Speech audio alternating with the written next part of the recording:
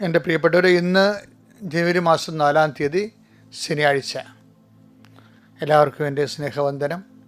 ഇന്നത്തെ ദിവസം കർത്താവ് നിങ്ങളെ പ്രത്യേകമായി അനുഗ്രഹിക്കട്ടെ എന്ന് ആത്മാർത്ഥമായിട്ട് പ്രാർത്ഥിക്കാം. അമ്മേ, പരിശുദ്ധ അമ്മേ, അമ്മേ പരിശുദ്ധ ദൈവമാതാവേ, അന്ന് അങ്ങ് കൃപാസനത്തിൽ പ്രത്യക്ഷപ്പെട്ട് വരാൻ പോകുന്ന മഹാദുരന്തത്തിൽ നിന്ന് രക്ഷപ്പെടാനും എല്ലാവർക്കും വേണ്ടി പ്രാർത്ഥിക്കുവാനും ആവശ്യപ്പെട്ടിട്ട് 20 വർഷം തികയുന്ന ഈ വേളയിൽ കൃപാസനത്തിലൂടെ ഞങ്ങൾക്കും ഈ ദേശത്തിനും അങ്ങ് മധ്യസ്ഥം തേടി തന്ന എല്ലാ അനുഗ്രഹങ്ങൾക്കും കൃപകൾക്കും ഞങ്ങളിപ്പോൾ ഹൃദയം നിറഞ്ഞ നന്ദി പറയുന്നു. അമ്മേ പരിശുദ്ധ അമ്മേ, ജപമാല മാതാവേ, സകല പ്രാർത്ഥനകളോടും ചേർത്ത് ഞങ്ങളിപ്പോൾ പ്രാർത്ഥിക്കുന്ന ഈ കുടുംബത്തിന്റെ പ്രത്യേക നിയോഗം.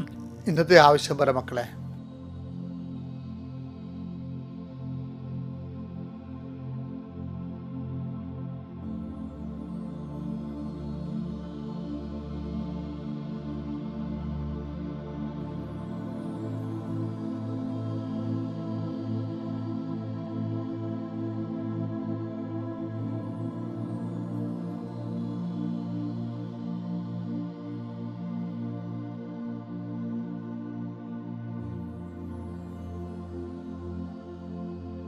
അമ്മയുടെ പ്രത്യക്ഷീകരണത്തിന്റെ ഈ ദ്വാദശക വേളയിൽ ഞങ്ങൾക്ക് സാധിച്ചു തരുവാൻ കനിയണമേ. ആമേൻ. വിശ്വാസ പ്രമാണം.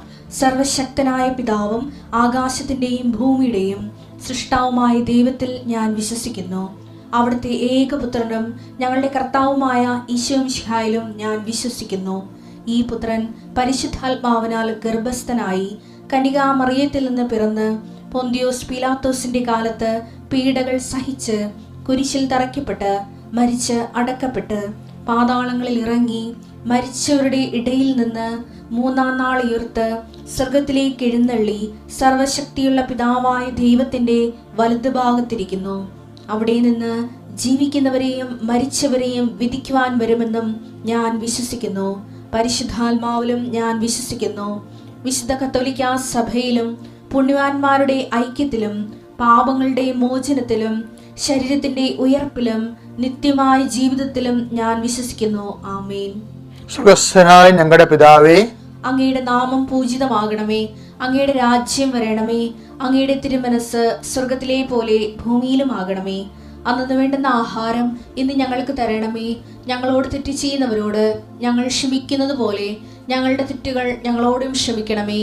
ഞങ്ങളെ പ്രലോഭനത്തിൽ ഉൾപ്പെടുത്തരുതേ, തിന്മയിൽ ഞങ്ങൾ രക്ഷിക്കണമേ. ആമേൻ. നന്മ നിറഞ്ഞ മറിയമേ, സ്വസ്തി.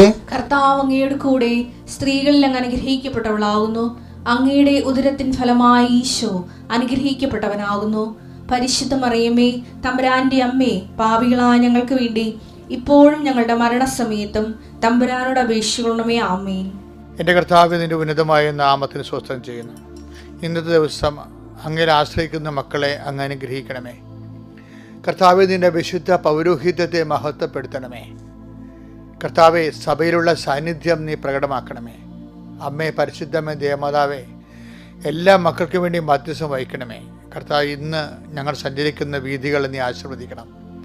ഞങ്ങൾ സഞ്ചരിക്കുന്ന ഇടങ്ങൾ നീ ആശീർവദിക്കണം. കർത്താവ്, ഇപ്പോഴേ രാവിലെ എഴുന്നേറ്റ് നടക്കാൻ പോകുന്നുണ്ട് ഈശോയെ. കർത്താവ്, അങ്ങനെ ഓരോരോ ഘട്ടങ്ങൾ, ജീവിതത്തിൻ്റെ വ്യത്യസ്തങ്ങളായ ഘട്ടങ്ങളിലെ കർത്താവിൻ്റെ വചനം കേൾക്കുന്നവരെ, ഈ പ്രാർത്ഥന പങ്കെടുക്കുന്നവരെ കർത്താവ് അനുഗ്രഹിക്കട്ടെ. കുടുംബത്തിന് വേണ്ടി കണ്ണീരിലാകുന്ന എല്ലാവരെയും നീ ഈ നിമിഷം ആശീർവദിക്കുന്നു. കുടുംബത്തിന് വേണ്ടി ഭാരമെടുക്കുന്ന എല്ലാ മക്കളെയും ഈ നിമിഷം മാതാവിൻ്റെ മധ്യസ്ഥരെ ആശീർവദിക്കുന്നു. കുടുംബത്തിൻ്റെ ഭാരങ്ങൾ ഏറ്റെടുത്ത ആളാണ് അമ്മ. കാനായിലെ വിവാഹവേദിയിൽ ചെല്ലുമ്പോൾ ആ കുടുംബം അനുഭവിക്കാൻ പോകുന്ന വലിയ ഭാരങ്ങൾ മുൻകൂട്ടി കണ്ടുകൊണ്ട് അത് കർത്താവിന് തിരുസനെ കൊണ്ടുവന്ന് കൊടുത്ത അമ്മേ, പരിശുദ്ധമ്മേ, ദേവമാതാവേ, ഞങ്ങൾ ഈ ധ്യാനം കൂടുന്ന ഓരോ കുടുംബത്തിനും, ഈ പ്രാർത്ഥനയിൽ പങ്കെടുക്കുന്ന ഓരോ കുടുംബത്തിനും സംഭവിക്കാനിരിക്കുന്ന തിന്മകളെ അമ്മ വിവേചിച്ച് മനസ്സിലാക്കിക്കൊണ്ട് അവർക്ക് അമ്മ നീല മേലങ്കിയുടെ സംരക്ഷണം നൽകണമേ എന്ന് പ്രാർത്ഥിക്കുന്നു. കർത്താവേ, ഒരു കുഞ്ഞുണ്ടായത് അബോർഷനായിട്ട് മരിച്ചു, അടുത്തതും മരിച്ചു. അങ്ങനെ ഇനി ഗർഭം ധരിക്കാൻ തന്നെ പേടിയായിരിക്കുന്ന അമ്മമാരെ കർത്താവെ, അവരുടെ വയറിൽ നിൻ്റെ വിശുദ്ധമായ വലതുകരം വെക്കണമെന്ന് പ്രാർത്ഥിക്കുന്നു ഈശോയെ. ത്വക്ക് രോഗമുള്ള കുഞ്ഞുങ്ങളുണ്ട് ഈശോയെ. കണ്ണിന് കാഴ്ചക്കുറവുള്ള കുഞ്ഞുങ്ങളുണ്ട് ഈശോയെ. മുടി വളരാത്ത, കിളുക്കാത്ത, പല്ല് മുളക്കാത്ത, നടക്കാൻ പറ്റാത്ത, നിരങ്ങാൻ പറ്റാത്ത, നിവർന്ന് നിൽക്കാൻ പറ്റാത്ത കുഞ്ഞുങ്ങളുണ്ട് ഈശോയെ. ആ കുഞ്ഞുങ്ങളെല്ലാം നീ സ്പർശിക്കണമെന്ന് പ്രാർത്ഥിക്കുന്നു കർത്താവേ. നടുവേദനയുള്ള മാതാപിതാക്കന്മാരെ, നടുവ് കഴിച്ച് വിട്ടുപോണ പോലെ തോന്നുന്നത്, ഒരു പണി നിന്നുകൊണ്ട് ചെയ്യാൻ പറ്റാത്തത്, കുനിയാൻ പറ്റാത്തത്, നടക്കാൻ പറ്റാത്തത്, ഒരു ഭാരം എടുക്കാൻ പറ്റാത്തത്, എന്തെല്ലാം കഷ്ടപ്പെടാൻ അങ്ങനെ മക്കൾ അനുഭവിക്കുന്ന ഈശോയെ. പല മരുന്ന് കൊണ്ടുണ്ട്. മരുന്ന് കാണുമ്പോൾ തന്നെ മരുന്ന് കഴിക്കുന്നത് കൊണ്ട് പ്രത്യേകിച്ച് പ്രയോജനമൊന്നും ഇല്ലല്ലോ എന്ന് തോന്നിയിട്ട് മനസ്സിന് നിരാശ വന്നിട്ട് ദയനീയമായിട്ട് മരുന്നിനെ നോക്കുന്നവരുണ്ട് ഈശോയെ. അവരെല്ലാം സ്പർശിക്കണമെന്ന് പ്രാർത്ഥിക്കുന്നു കർത്താവേ. ഈശോയെ, കുടുംബത്തിൻ്റെ ദുഃഖങ്ങളെ, കുടുംബത്തിലെ അംഗങ്ങൾ തന്നെ ഉണ്ടാക്കുന്ന ദുഃഖങ്ങൾ, അംഗങ്ങൾ തന്നെ ഉണ്ടാക്കുന്ന ഭാരങ്ങളിൽ നിന്ന് കർത്താവെ അവർ സംരക്ഷിക്കണമേ. എൻ്റെ കർത്താവിൻ്റെ ഉന്നതമായ നാമത്തിനും സഭയുടെ അധികാരത്തിൽ, കുരിശിൻ്റെ അടയാളത്തിൽ, ദൈവത്തിൻ്റെ ശക്തിയാൽ ജോലിയില്ലാത്ത മക്കളെ ആശ്രയിച്ച് പ്രാർത്ഥിക്കുന്ന, ജോലി അന്വേഷിച്ചു പോകുന്നവരെ സമർപ്പിച്ച് പ്രാർത്ഥിക്കുന്ന, പണം അന്വേഷിച്ചു പോകുന്നവരെ സംബന്ധിച്ച് പ്രാർത്ഥിക്കുന്നു, വായ്പ അന്വേഷിച്ചു പോകുന്നവരെ സംബന്ധിച്ച് പ്രാർത്ഥിക്കുന്നു, മറ്റ് സ്ഥാപനങ്ങളെ അവലംബമാക്കിക്കൊണ്ട് അവിടെ രേഖകൾ ലഭിക്കാൻ വേണ്ടി പോകുന്നവരെ സമർപ്പിച്ച് പ്രാർത്ഥിക്കുന്നു. എൻ്റെ കർത്താവിൻ്റെ ഉന്നതമായ നാമത്തിൽ സഭയുടെ അധികാരത്തിൽ ഇന്നത്തെ ദിവസം ഡേറ്റെക്കുറിച്ച് കർത്താവെ പ്രാർത്ഥിച്ച് കാത്തിരുന്നിട്ട് ഈ ദിവസമാണ് അതെന്ന് മനസ്സിലാക്കിയിട്ട് ഈ ദിവസം വരാൻ വേണ്ടി കാത്തിരുന്ന ദിവസം പ്രാർത്ഥിക്കുന്നു. ഈ ദിവസം വന്നതിൻ്റെ പേരിൽ പേടിക്കുന്ന ദിവസം പ്രാർത്ഥിക്കുന്നു. ഇങ്ങനെ വ്യത്യസ്തങ്ങളായ സമയങ്ങളെ ഓർത്തുകൊണ്ട് സങ്കടപ്പെടുന്നവരും സന്തോഷിക്കുന്നവരും പ്രത്യാശയുള്ളവരും പ്രയാസമുള്ളവരെ സമർപ്പിച്ച് പ്രാർത്ഥിക്കുന്നു. എൻ്റെ കർത്താവിൻ്റെ ഉന്നതമായ നാമത്തിൽ സഭയുടെ അധികാരത്തെ കുരിശിൻ്റെ അടയാളത്തിൽ നിൻ്റെ വേവലാദികളെയും വേവധകളെയും യേശുക്രിസ്തു നാമത്തിൽ ഞാൻ ബന്ധിക്കുന്നു. എൻ്റെ പ്രിയപ്പെട്ടവരെ, ഇന്നത്തെ വചനം നമുക്കറിയാവുന്ന വചനമാണ്, പക്ഷേ അറിയാവുന്ന വ്യാഖ്യാനമല്ല. അത് നടപടി പുസ്തകത്തിൻ്റെ 2:38 വായിക്കാം. പത്രോസ് പറഞ്ഞു, നിങ്ങൾ പശ്ചാത്തപിക്കുവിൻ, പാപമോചനത്തിനായി എല്ലാവരും യേശുക്രിസ്തുവിന്റെ നാമത്തിൽ സ്നാനം സ്വീകരിക്കുവിൻ. പരിശുദ്ധാത്മാവിന്റെ ദാനം നിങ്ങൾക്ക് ലഭിക്കും. പരിശുദ്ധാത്മാവിന്റെ ദാനങ്ങൾ എന്തുമാത്രം ഉണ്ടെന്ന് നിങ്ങൾക്കറിയാവോ? എന്തൊക്കെ ഉണ്ട്? അത് പരിശുദ്ധാത്മ ദാനങ്ങളെക്കുറിച്ച് പറയുന്ന ഭാഗങ്ങൾ വായിക്കണം. എന്തൊക്കെയാണെന്ന് അറിയാവോ? അത് ഐസയ 11:2 എടുത്തേ. കർത്താവിന്റെ ആത്മാവ് അവന്റെ മേൽ ആവസിക്കും. ജ്ഞാനത്തിന്റെയും വിവേകത്തിന്റെയും ആത്മാവ്, ഉപദേശത്തിന്റെയും ശക്തിയുടെയും ആത്മാവ്, അറിവിന്റെയും ദൈവഭക്തിയുടെയും ആത്മാവ്. ഇതെല്ലാം ദൈവത്തിന്റെ ദാനങ്ങളാണ്. ആത്മാവിന്റെ ദാനങ്ങൾ കുറിച്ച് പൗലോസ് അപ്പോസ്തലൻ നൽകുന്നത് നമുക്ക് വായിച്ചു കേൾക്കാം. എന്താണ്? 1 കൊരിന്ത്യർ 12:8. ഒരേ ആത്മാവ് തന്നെ ഒരാൾക്ക് വിവേകത്തിന്റെ വചനവും മറ്റൊരാൾക്ക് ജ്ഞാനത്തിന്റെ വചനവും നൽകുന്നു. അപ്പൊ വിവേകം, ജ്ഞാനം, വിശ്വാസം, പിന്നെന്താണ്? ദൈവശക്തി. ഇതെല്ലാം ആത്മാവിന്റെ ദാനങ്ങളാണ്.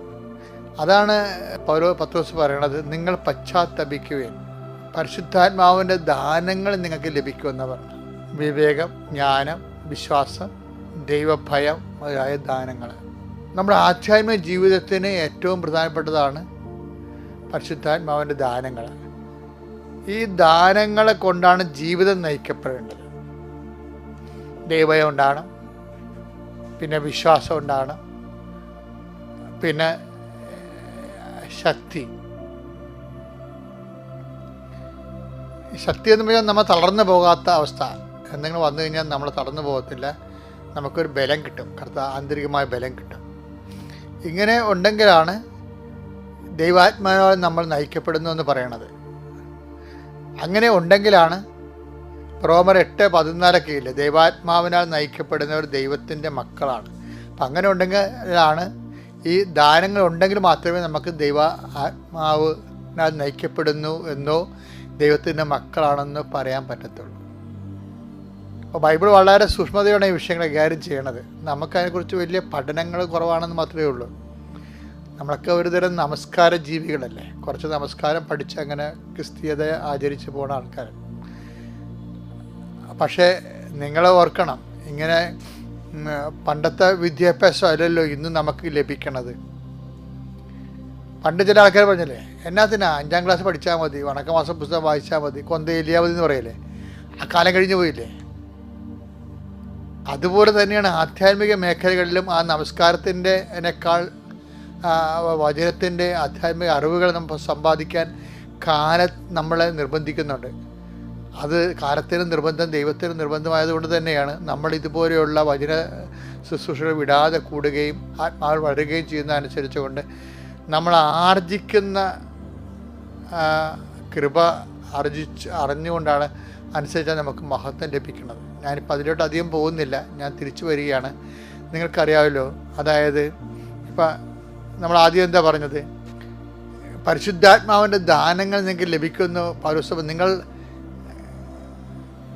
യേശുക്രിസ്തു നാമത്തിൽ ജ്ഞാനസ്നാനം സ്വീകരിക്കുവിൻ, പരിശുദ്ധാത്മാവിൻ്റെ ദാനങ്ങൾ നിങ്ങൾക്ക് ലഭിക്കുമെന്നല്ലേ പറഞ്ഞത്. അപ്പോൾ സ്വാഭാവികമായിട്ട് ജ്ഞാനസ്നാനത്തെക്കുറിച്ച് ഈശോ പറയണത് നമ്മൾ വെള്ളം തളിക്കുന്ന വിഷയമോ അല്ലെങ്കിൽ വെള്ളത്തിൽ ഇറങ്ങി നിൽക്കുന്ന വിഷയമോ അങ്ങനെയുള്ള റൂബ്രിക്സോ അങ്ങനെയല്ല ഈശോ ഉദ്ദേശിക്കുന്നത്. അത് ഉദ്ദേശിക്കുന്നുണ്ട്. സഭ അത് വിവേചിച്ചെടുത്തു. സഭ വിവേചിക്കാത്തൊരു വിഷയമുണ്ട്. സഭ വിവേചിച്ചെടുത്തിട്ടല്ലേ കർത്താവിൻ്റെ വാക്കുകളിൽ നിന്ന് കൂദാശകളെ വിവേചിച്ച് മനസ്സിലാക്കുന്നത്. സഭയുടെ വിവേചന അധികാരമോ വിവേചന വരമാണ്, പരിശുദ്ധാത്മ ദാനത്തിലാണ് സഭ അത് ചെയ്യണത്. പക്ഷേ അതേസമയം തന്നെ വിവേചിക്കാത്തൊരു വിഷയമുണ്ട്. എന്താണ്? ഇതുവരെ കർത്താവ് പറഞ്ഞത് എന്താണ്? എനിക്കൊരു ജ്ഞാനസ്നാനം സ്വീകരിക്കാനുണ്ടെന്നല്ലേ പറഞ്ഞത്. ലുക്ക 12:50 വായിച്ചേ. എനിക്ക് ഒരു സ്നാനം സ്വീകരിക്കാനുണ്ട്, എനിക്കൊരു സ്നാനം സ്വീകരിക്കാനുണ്ട്, അത് നിവൃത്തിയാകുവോളം ഞാൻ എത്ര ഞെരുങ്ങുന്നുവോ. അപ്പോൾ എന്ന് വെച്ച് കഴിഞ്ഞാൽ എന്ത് സ്നാനമാണ് ഈശോ ഉദ്ദേശിച്ചത്? രക്തസ്നാനമാണ്. കുരിശിലെ രക്തസ്നാനമാണ് ഈശോ ഉദ്ദേശിച്ചത്. സഹനത്തെയാണ് ഉദ്ദേശിച്ചത്. പത്രോസ് പറഞ്ഞത് എന്താണ്? പത്രോസിന് പറയണത്, പത്രോസിൻ്റെ വെളിപാട് അപ്പം കിട്ടിയ ഫ്രഷ് ആയിട്ടുള്ള വെളിപാടാണ്. കാര്യം ഇതിനെക്കുറിച്ച് കർത്താവ് നേരത്തെ പറഞ്ഞിട്ടില്ല, പരിശുദ്ധാത്മാവ് അപ്പോൾ വെളിപ്പെടുത്തിയതാണ്. എന്താണ്? ഞങ്ങൾ എന്ത് ചെയ്യണമെന്ന് ജനങ്ങൾ ചോദിക്കുമ്പോൾ പത്രോസിന് പെട്ടെന്ന് കിട്ടുന്ന സ്പോണ്ടേനിയസ് ആയിട്ടുള്ള ലൈവായിട്ടുള്ള ഒരു റെവലേഷനാണ്. എന്താ? നിങ്ങൾ പശ്ചാത്തപിക്കണമെന്ന് കർത്താവിൻ്റെ ആത്മാവ് പറയുന്നു. പിന്നെന്ത് ചെയ്യാം? പാപമോചനത്തിനായി യേശുക്രിസ്തു നാമത്തിൽ സ്നാനം എടുക്കണം. അപ്പോൾ നമുക്ക് സ്നാനമെന്ന് പറയുന്നത് സഹനം കൂടിയാണല്ലോ, കർത്താവിൻ്റെ 12:50 അനുസരിച്ചുകൊണ്ട്. അപ്പോൾ നമുക്ക് നൽകപ്പെട്ടിരിക്കുന്നൊരു സഹനമില്ലേ? ചില കുഞ്ഞുങ്ങൾ നേരത്തെ മരിച്ചുപോയി കാണും, സഹനമാണ്. നിങ്ങൾ എവിടെയെങ്കിലും എത്തണമെങ്കിൽ നിങ്ങളുടെ അപ്പം മരിച്ചുപോയി കാണും. ചിലപ്പോൾ നിങ്ങളുടെ 4ാമത്തെ വയസ്സിൽ അമ്മ മരിച്ചുപോയി കാണും. അതൊരു സഹനമാണ്. പക്ഷേ അതൊരു ജ്ഞാനസ്ഥാനമാണ് ശരിക്കും പറഞ്ഞാൽ. ആ സഹനം കിട്ടുമ്പോൾ ചിലപ്പോൾ നിങ്ങൾ ഒരു വണ്ടി അപകടം ഉണ്ടായി, ഇപ്പോൾ നിങ്ങളുടെ കൈ പൊക്കാൻ പാടില്ല, കൈ പൊക്കണ ഒരു സമയം ഉണ്ടാകും, അതുവരെ അത് സ്നാനമാണ് ശരിക്കും. അപ്പോൾ ആ ഒരു സാഹചര്യത്തെ നിങ്ങൾ യേശുക്രിസ്തുവിൻ്റെ നാമത്തിൽ സ്നാനമേൽക്കാനല്ലേ പറയണത്.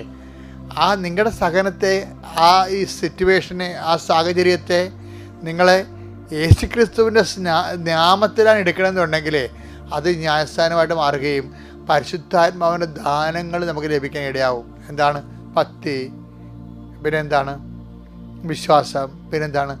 ദൈവഭയം, പിന്നെന്താണ്? വിവേകം, വിവേചനം, ഇങ്ങനെയുള്ള ദാനങ്ങൾ, ആധ്യാത്മിക പ്രബുദ്ധത, ആഴപ്പെടലുണ്ടാകും. ഇപ്പം നമ്മൾ ലൂക്കായുടെ സുവിശേഷത്തിലൊക്കെ പറയത്തില്ലേ, എന്താ 5:7 നിങ്ങൾ ആഴങ്ങളിലേക്ക് നീക്കി വലയിറക്കാൻ. ആധ്യാത്മികത്തിന് ആഴങ്ങളിലേക്ക് നീക്കുമ്പോൾ എപ്പോഴും നമുക്ക് സംഭവിക്കുന്നത് നമ്മൾ ഈടിട്ടുള്ള മനുഷ്യരായി മാറും. അപ്പോൾ എന്തെങ്കിലും വന്നാലൊന്നും കുലുങ്ങത്തില്ല നമ്മൾ. അതിൽ നിന്ന് എന്ത് അനുഗ്രഹം, കൃപ ടാപ്പ് ചെയ്ത് വിശ്വസ്തത പാലിക്കാൻ പറ്റും എന്നുള്ളത് നമ്മൾ. നിങ്ങൾക്ക് പാലാണ് ആവശ്യം എന്ന് പറയത്തില്ലേ? പറഞ്ഞേ. ഹെബ്രായർ 5:12. ഹെബ്രായർ 5:12. ഇതിനകം നിങ്ങളെല്ലാവരും പ്രബോധകരാകേണ്ടി